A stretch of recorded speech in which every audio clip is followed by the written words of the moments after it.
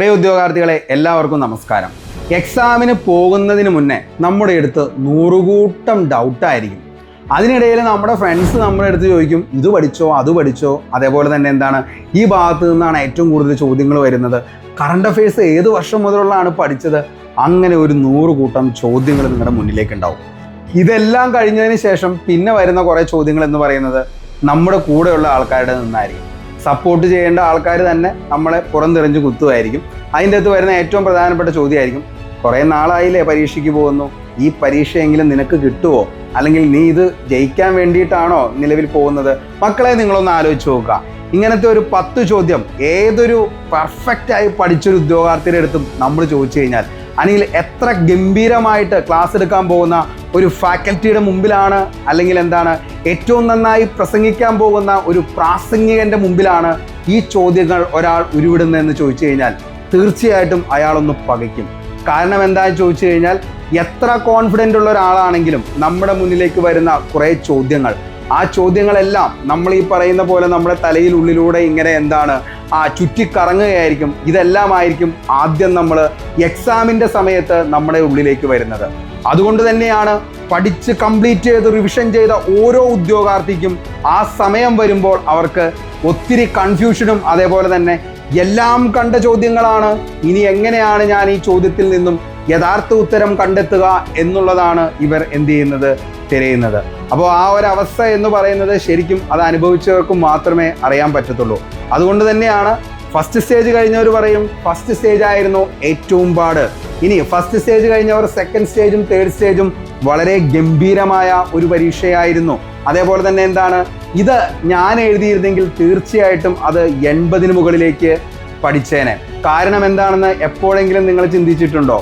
മറ്റൊന്നുമല്ല, നിങ്ങളുടെ കംഫർട്ട് സോണിൽ ഇരുന്നാണ് ആ പരീക്ഷ നിങ്ങൾ എഴുതിയത്. കാരണം നമ്മുടെ കയ്യിൽ ഒരു കയ്യിൽ ഈ പറയുന്ന പോലെ തന്നെ ചായയും മറുകൈയിൽ ഒരു ബിസ്ക്കറ്റും, അതേപോലെ തന്നെ കൂടെ ഒരു പേനയും, അതേപോലെ തന്നെ ഒരു OMR ഷീറ്റും, അതേപോലെ നമ്മുടെ മൊബൈലിൽ നിലവിൽ ഈ പറയുന്ന ക്വസ്റ്റ്യൻ പേപ്പറും.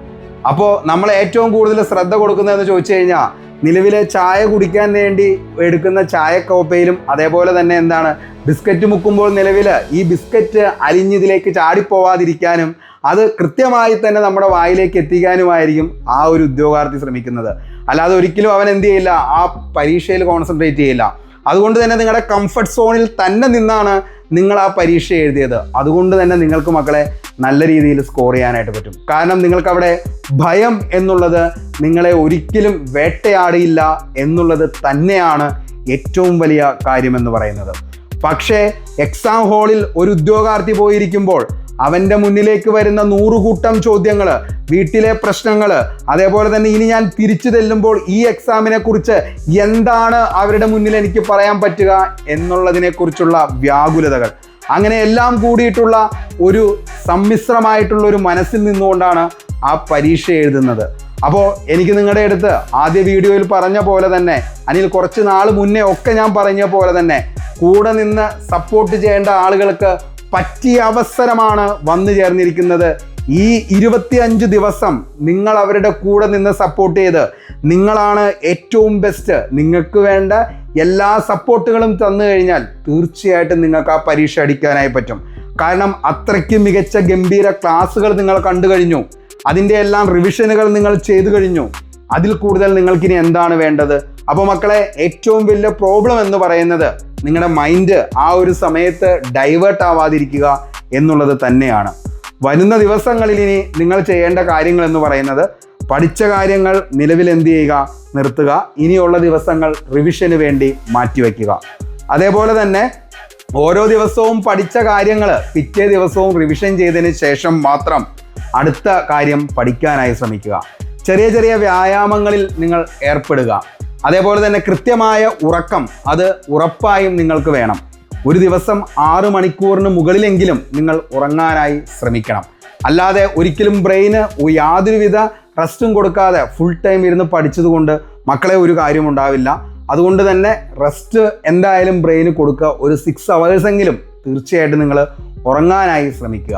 അപ്പോൾ അത് തീർച്ചയായിട്ടും ഇനി വരുന്ന ദിവസങ്ങളിൽ ഉണ്ടാകണം. അതേപോലെ തന്നെ നിലവിൽ ഈ പഠിച്ച കാര്യങ്ങൾ റിവിഷൻ ചെയ്യണം. അതേപോലെ തന്നെ നമ്മുടെ ഏറ്റവും പ്രധാനപ്പെട്ട 15 ദിവസത്തെ റിവിഷൻ മസ്റ്റായിട്ടും നിങ്ങൾ അറ്റൻഡ് ചെയ്യാനായിട്ട് ശ്രമിക്കുക.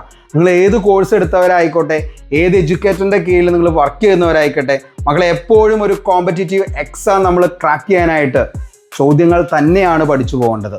ഓരോ ചോദ്യങ്ങളും നിങ്ങൾക്ക് എന്തായിരിക്കും, നിങ്ങളുടെ മുന്നിലേക്കുള്ള ഏറ്റവും വലിയ കോൺഫിഡൻ്റ് ആയിരിക്കും ഓരോ ചോദ്യങ്ങൾ എന്ന് പറയുന്നത്.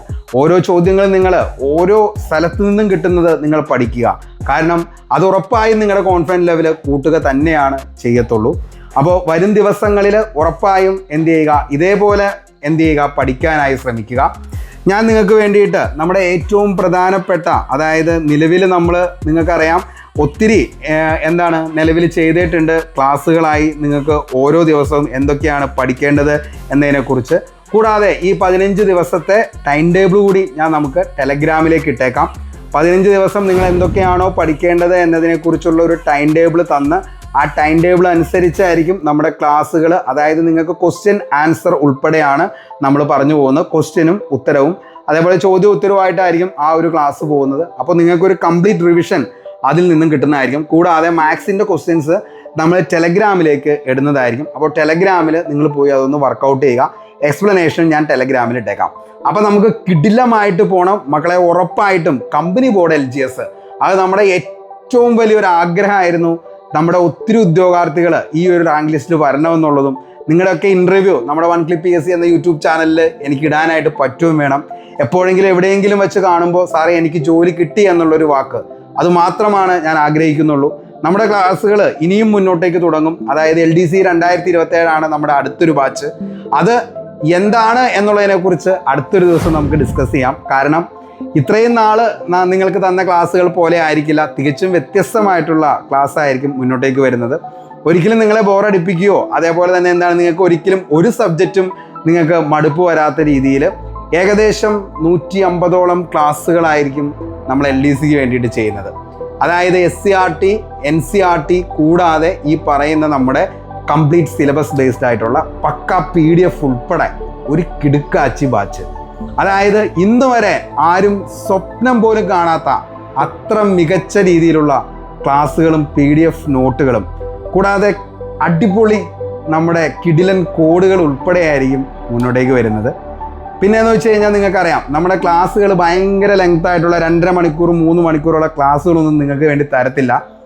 എന്താണോ കണ്ടന്റ്, ആ കണ്ടന്റ് അടിച്ച് കലക്കി പിഴിഞ്ഞ് അതിൻ്റെ സത്തെടുത്തായിരിക്കും മകളെ നിങ്ങളുടെ മുന്നിലേക്ക് വന്നത്. അതുകൊണ്ട് തന്നെ കുറേ ഇരുന്ന് പഠിച്ച് ഭ്രാന്താവേണ്ട കേസൊന്നും ഇതിൻ്റെ അകത്ത് വരുന്നില്ല. കൂടാതെ കുറേ മെൻ്റൽ ടെക്നിക്കുകൾ നിങ്ങളെ പഠിപ്പിക്കുന്നതായിരിക്കും. ഇതെല്ലാം ഉൾപ്പെടുത്തിക്കൊണ്ട് കിടിക്കാച്ചി ഒരു ബാച്ച് നമ്മൾ സെറ്റ് ചെയ്യേണ്ടത്. അപ്പോൾ അതിൻ്റെ ബാച്ചിൻ്റെ പേരെന്താണെന്നുള്ളതൊക്കെ എന്ത് ചെയ്യണം, എൻ്റെ പ്രിയ ഉദ്യോഗാർത്ഥികൾ താഴെ ഒന്ന് കമൻറ്റ് ചെയ്യണം. നമ്മുടെ LDC 2027 നല്ലൊരു പേര് നമുക്ക് ഇടാനുണ്ട്.